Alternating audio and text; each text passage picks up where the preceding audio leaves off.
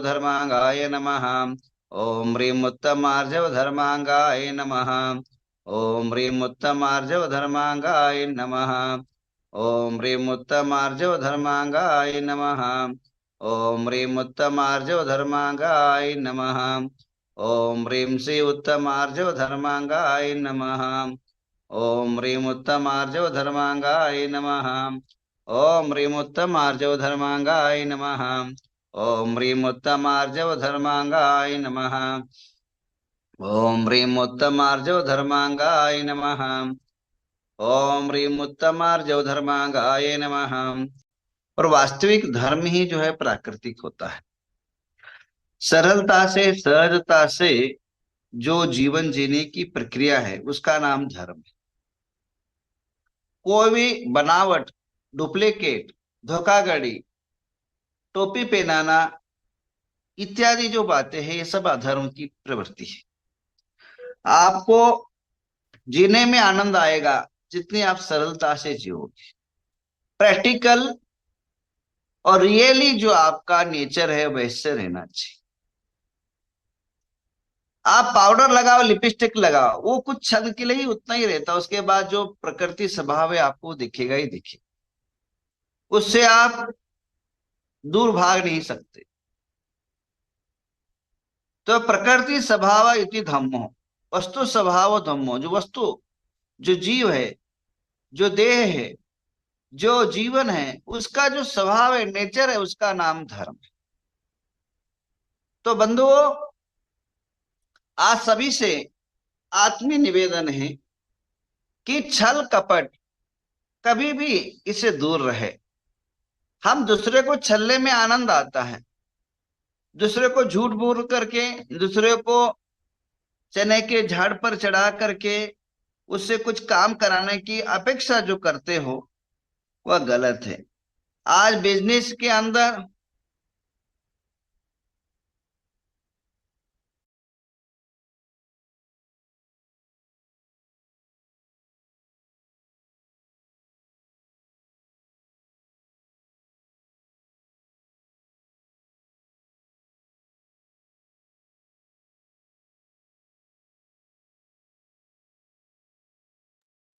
तो जो आपका प्रकृति है, जो स्वभाव है, नेचर है, उसके साथ जिए। आप कभी भी अप्राकृतिक ना जिए। लोग दिखावा में ज्यादा विश्वास करते हैं और दिखावा में ज्यादा अपने आप को शानापन दिखाते हैं। यह वस्तु आप सभी के लिए नुकसानदायी होता है, धोखादायी होता है। आज मार्केट से लेकर के घर तक बनावटी वस्तुएं आ गई। पिछले दिनों में हुबली शहर के अंदर एक व्यापारी ने जो मिर्ची है, मिर्ची पाउडर है, मिर्ची पाउडर लाल लाल बहुत फेमस कर लिया विज्ञापन जाहिरात के नाम से, और लाखों करोड़ का टर्नओवर था। जब खाद्य इलाकों ने उनका खोजबीन की, वो आज तक जेल में है, क्योंकि वह मिर्ची के नाम पर लकड़ी की भूसा बेचता था। यहाँ कर्नाटक के धारवाड़ के अंदर बेडगी मिर्ची करके बहुत तीखा मिर्ची है। भारत के अंदर सबसे बड़ा तीखा अगर मिर्च का कोई शक्तिशाली उत्पाद का अगर कोई केंद्र है तो धारवाड़ की डिस्ट्रिक्ट के अंदर है। तो यहाँ जो मिर्ची होती है बहुत तीखी होती है। एक आदमी एक मिर्ची पूरा नहीं खा सकता, इतना तीखा होता है। उसके नाम पर उसने लाखों करोड़ों बनाया, बाद में पकड़ा गया और उसके नाम पर डुप्लीकेट बेचता था, फंस गया। व्यापार के अंदर ध्यान रखिए, आपका भाग्य को कोई मिटा नहीं सकता। जितना आप कमाओगे उतना आएगा आएगा, परंतु ईमानदारी से कमाएं। छल और धोखाधड़ी के साथ ना करें। और तो और भगवान के साथ भी आप चलते हो, भगवान के साथ भी धोखाधड़ी। मुझे समझ नहीं आ रहा है ये कहां से प्रथा चली। एक चावल को अगर रंग लगा दिया, उसको पुष्प बना दिया आपने। एक काम करिए, उस चावल को दुनिया के किसी कोने में भी पुष्प नाम के करके बेचिए। अगर कोई 10 रुपए भी अगर देता है तो मेरा नाम बदल दीजिए। क्या बेखूबी बना है। बुरा लगता है, परंतु वास्तविक पुष्प पुष्प है और पीला चावल है। न खाने की यूज, न चढ़ाने की यूज, न किसी का यूज है। पता नहीं कहां से प्रता चला है। आगम में कहीं मैं पूरा शास्त्र ढूंढ ढूंढ ढूंढ ढूंढ के, अगर किसी के पास एक किताब भी हो, एक पुस्तक भी हो, अगर पीला चावल को अगर पुष्प को गिनती में अगर गिनाया जाए, कहीं भी मुझे देखने को नहीं मिला। पुष्प पुष्प ही आता है। भगवान के साथ ठगीगिरी, भगवान के साथ धोखागिरी, न जाने कहां जाओगे तुम। तुम्हें आनंद आता हो 4 रुपए बच गए। पुष्प जो है चढ़ने से जो है रह गया। और एक धोखाधड़ी, लवंग को पुष्प मान लिया आपने। लवंग को पुष्प मान लिया। ये लवंग पुष्प नहीं है, फल है। ये लवंग जो है ना, ये पुष्प नहीं है। ये पुष्प नहीं है, ये फल है। सर्च करिए, देखिए इसके तो जो वो जब फूल खिलने के बाद उसके अंदर जो बीज, इसके अंदर जो बीज तैयार होता है, ये बीज है। उसके अंदर छोटे छोटे बीज है और फल स्वरूप रहता है। उसको भी पुष्प माना लिया, तो भी भगवान के साथ धोखाधड़ी। और तो और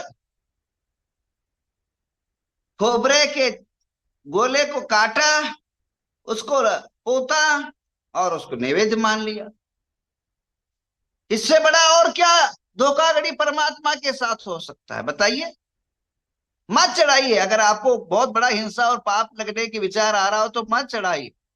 या तो शुद्ध नैवेद्य चढ़ाइए, अन्यथा चढ़ाने की आवश्यकता नहीं है। भगवान के साथ ठगागिरी करने की आवश्यकता नहीं, भगवान के साथ छल करने की आवश्यकता नहीं है। भगवान के साथ छल हो रहा है, धोखाधड़ी हो रही है दुनिया में। एक काम करिए, ये दो उसको, आपकी दिवाली आ रही है, दसरा आ रहा है, तो आप लोग एक बार खा के देख लिए उसको, पीला करके अपने घरों में नैवेद्य, यानी नैवेद्य यानी पेट उदर का पूर्ति का वस्तु है। अगर आप लोग खा के देखिए, इस बार दिवाली के अंदर किसी घरों में भी स्वीट नहीं बनना चाहिए। लड्डू पेड़ा पिस्ता आदि नहीं बनना चाहिए नैवेद्य। आप इसी को, गोले को आप अपनी नाना प्रकार के रंग रोगन करके आज अपने घरों में सजाइए और बच्चों को भी खिलाइए, खुद भी खाइए। आपने अनेक वर्षों से भगवान को खिलाते आ रहे, एक बार आप भी खा के देखिए, इसके साथ त्योहार मना के देखिए। ये आपको हंसी आती होगी, आपको मजाक लग रहा हो, महाराज क्या बोल, सत्य बोल रहा हूं। ये भगवान के साथ ठगागिरी है, भगवान के साथ धोखाधड़ी है, भगवान के साथ मायाचारीपना है। बोला जा रहा है भगवान नैवेद्य, और चढ़ाया जा रहा रंग पोता हुआ गोला, जो नैवेद्य रूप में, वो कभी हो नहीं सकता। नैवेद्य नैवेद्य है। एक ही चढ़ाइए, आधा चढ़ाइए, छोटा चढ़ाइए, पर चढ़ाइए शुद्ध नैवेद्य चढ़ाइए। और आगम के अंदर कहीं उल्लेख नहीं है। एक ग्रंथ दिखा दो किसी के पास है तो मैं मान लूंगा, मैं कल से बंद करवा दूंगा। एक ग्रंथ पूरी दुनिया भर में डंडोर पीटने वाले जो साधु है उनसे भी मेरा आह्वान है, एक तो बता दो। और कल से आप लोग भी लेना शुरू करें साधु लोग। गोला चटक पर रंग चढ़ावा, लड्डू मत खाओ। लड्डू खाने का अलग और चढ़ाने का अलग नहीं होता, एक ही होता है। जब खाने के लिए शुद्ध है तो चढ़ाने के लिए अशुद्ध कैसा। दूध पीने के लिए शुद्ध है तो चढ़ाने के लिए अशुद्ध कैसा है। लिटरों लिटरों गायब कर देते हो पी करके, और चढ़ाने के नाम पर आपको अशुद्ध और अनेकों प्रकार की आकुलता व्याकुलताएं होती है। बड़े बड़े लेक्चर झाड़ते हो। तो मेरा कहने का तात्पर्य, जो नैवेद्य है वह जो चढ़ाया जा रहा वो धोखाधड़ी है भगवान के साथ, मायाचारी है, कपट है, छल है। भगवान को अंधेरे में रखाया जा रहा है, परंतु भगवान सर्वज्ञ है, सब देख रहे हैं, सब जान रहे हैं, त्रिकालदर्शी है। उसका परिणाम भोगोगे भाई, निश्चित रूपे न भोगोगे। इसमें दो राय नहीं, दो मत नहीं। क्योंकि जो नैवेद्य का अर्थ होता है जो क्षुधा को नाश कर सके, जो पेट को, उदर के भूख को मिटा सके, जो आपकी भूख की समाप्ति कर सके, जो आपके अंदर जो वेदना है, क्षुधा प्रकट होता है, जो खाने के बाद शांत हो सके, उसका नाम नैवेद्य होता है। आए उसके साथ, भगवान के साथ कभी धोखाधड़ी नहीं करना। अगर आपको नहीं लगता है वो तो मत चढ़ाइए। मानसिकता के अंदर विकृति आ रही है तो मत चढ़ाइए, जितना भी चढ़ाइए शुद्ध चढ़ाइए, पर अशुद्ध मत चढ़ाइए। एक भी ग्रंथ बताइए जिसमें ऐसा लिखा हो, कहीं भी आपको उल्लेख नहीं मिलेगा। आप पढ़ा बोलते समय क्या बोलते हो? क्षुधा रोग निवास नहीं, नैवेद्य निरूपण। नैवेद्य का अर्थ सर्च करिए, गूगल में सर्च करिए, या कोर्ट में डाल के पूछिए, कोर्ट के जजों से पूछिए, या किसी समाज गरीब से गरीब या इंटेलिजेंट बच्चों से पूछिए नैवेद्य क्या हो, वो भी बता पाएंगे। परंतु ये पढ़े लिखे लोगों को समझाना बड़ा भारी है। सोए को जगाना इजी है, और सोने का ढंग करने वाले को, उनको समझाना कठिन है। तो जो भी करिए सरलता से, सहजता से करिए, सरलता से जिए। सरल स्वभावी हो ताकि घर भो संपदा, चोरों का पूर्ण बस। धोखाधड़ी से जितना भी आपने कमाया वो कभी शाश्वत रूप से आपके जीवन में नहीं रहेगा, ये ध्यान रखिए। ईमानदारी से 1 रुपए भी आप कमाओगे वो शाश्वत अंतिम श्वास तक आपके साथ रहेगा। हमारे कर्नाटक में ये बहुत बड़ा क्रूर और विश्वव्यापी एक डाकू हुआ, डकैत हुआ, चोर लुटेरा हुआ, उसका नाम है वीरप्पन। वीरप्पन बोलते बड़ी बड़ी मूछें आपके दिमाग में दिखने लग जाती है। वीरप्पन ने, वो इतना क्रूर था, इतना क्रूर था, इतना क्रूर था। हमारे कर्नाटक और तमिलनाडु के बाउंड्री में वो रहता था, जंगलों में, कभी घरों में कभी रहा नहीं उसने। जंगल के अंदर अचानक जो है पुलिस आ गई, और अचानक पुलिस आने के बाद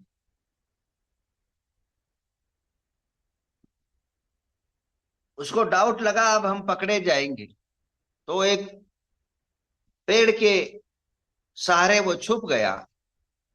अचानक उसकी बेटी रोने लग गई, बेटी रोने लग गई। नवजात शिशु था, एकदम थोड़ा धक्का धक्की कर रोने लग गई। इसके कारण हम पकड़े जाएंगे, इसके कारण हम फंस जाएंगे। तो बेटी को जो है सिर पकड़ करके मट्टी में घुसा दिया, और श्वासोश्वास बंद करके उसको मर्डर यानी मार दिया। कितना क्रूर था। अपने बच्चों को भी जो है उसने अपने हाथों से दबोच करके मारा, इतना क्रूर था। डेली एक नहीं, दो नहीं, 10,000 हाथियों को मार करके, उनके दांत को काट करके लाखों करोड़ों जो है धन कमाया उस टाइम की बात है। डॉक्टर राजकुमार को, जो अभिनेता थे, उनको किडनैप कर करके गवर्नमेंट से 500 करोड़ ली,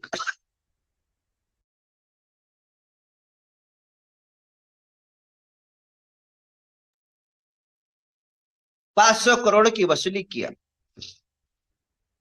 डॉक्टर राजकुमार के अपहरण कर करके करोड़ों रुपए उन्होंने लूटा।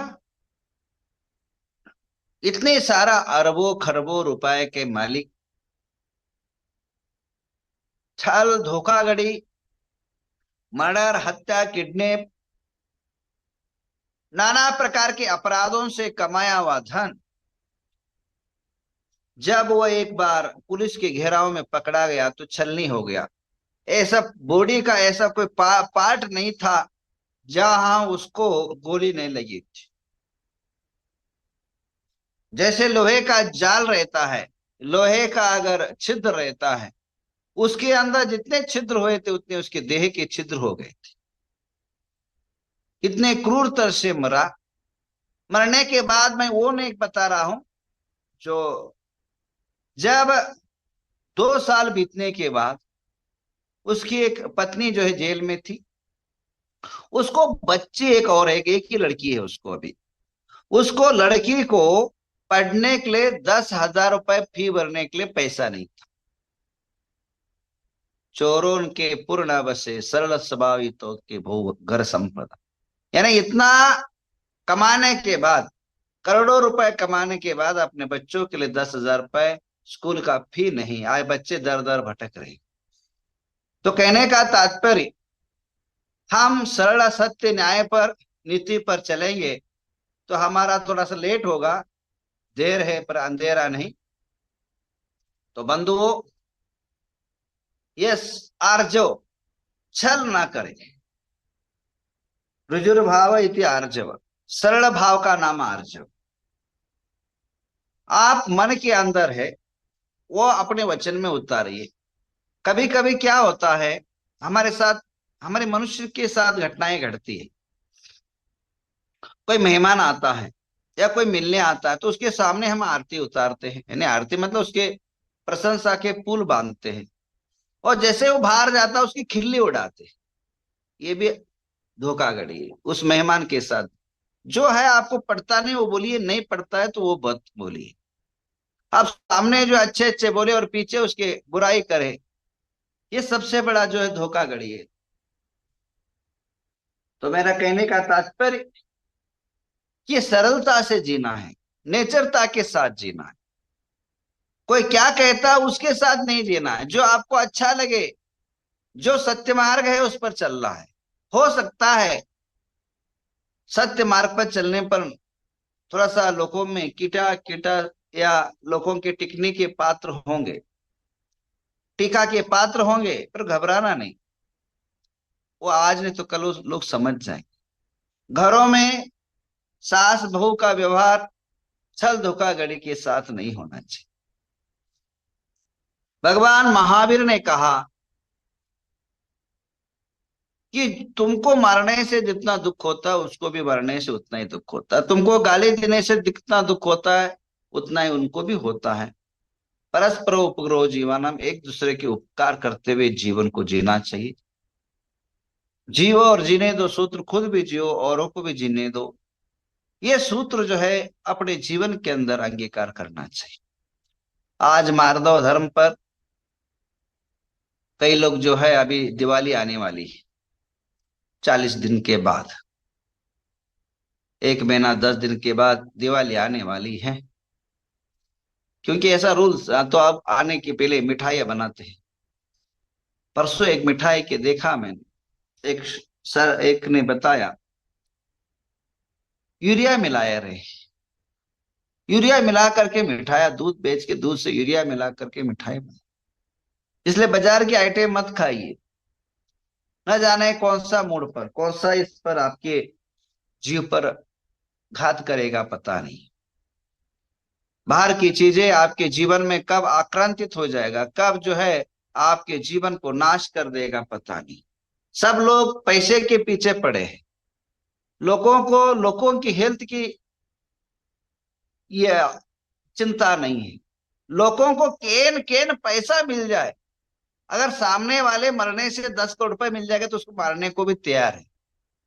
क्योंकि इस प्रकार की मनुष्य की प्रवृत्ति बन गई। मिठाई बेचने वाला कभी ये नहीं सोचता कि सामने वाले का हेल्थ अच्छा हो। वो ये सोचता है कि कितना मेरा बिक जाए, कितना पैसा कमा सकूं। ये चीजें मार्केट के अंदर आ चुका है, जिससे हमारी व्यवस्थाएं अस्त व्यस्त हो चुका है। अब आप बताइए, दुनिया की हर जगह धोखाधड़ी हो रही, व्यापार में तो पूछो मत। और तो और मैंने सुना है, परसों ही सुना है, भगवान के साथ भी धोखाधड़ी। मैंने परसों यूट्यूब में देखा, चाइना से 1,008 मूर्तियां बना के आई बोले, और ऊपर जो है पीतल का रंग है और अंदर लोहा निकला और पोकाल निकाला, पोला पोला निकला बोले। पोला पोला भगवान के साथ धोखाधड़ी।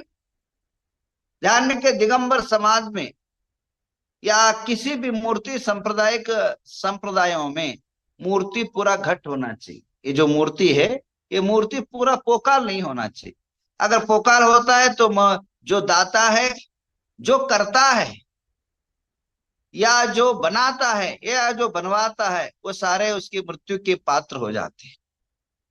और इसी प्रकार हमारे वास्तु के अनुसार मूर्ति के अंदर लोहे का अंश नहीं लगना चाहिए। एक बड़ा क्षेत्र के अंदर लाखों करोड़ों खर्च हुआ, लोगों ने भगवान के नाम पर करोड़ों रुपए दान दिया, और वहां के ब्रह्मचारियों ने और वहां के ट्रस्टियों ने महाराज को धोखे में रखा, और सारी मूर्ति जो है चाइना से इंपोर्ट किया, और इंपोर्ट कर करके महाराज और समाज के साथ धोखाधड़ी किया, और वो आज जेल में है उस बंदा।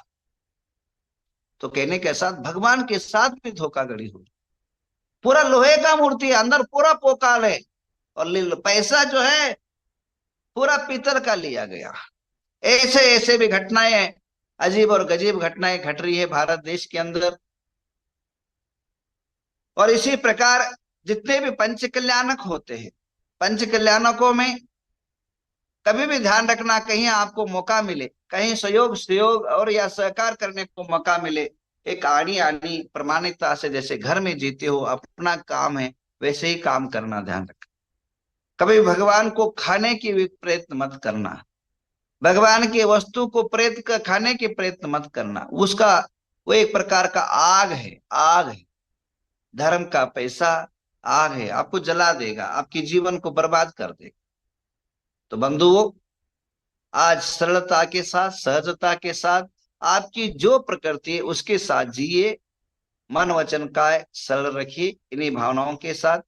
लास्ट एक बात बताऊं, सांप कितना ही टेढ़ा चले, पर जब गुफा में जाएगा, जब बिल में जाएगा, तो सीधा होना पड़ता है। इसी प्रकार आप जीवन में कैसे भी आड़ा टेढ़ा जीवन में जिए, परंतु भगवान के मोक्ष मार्ग में सीधा जाओगे तो ही मोक्ष मिलेगा। इन्हीं भावनाओं के साथ आइए 10 लक्षण पूजा शुरू करते हैं।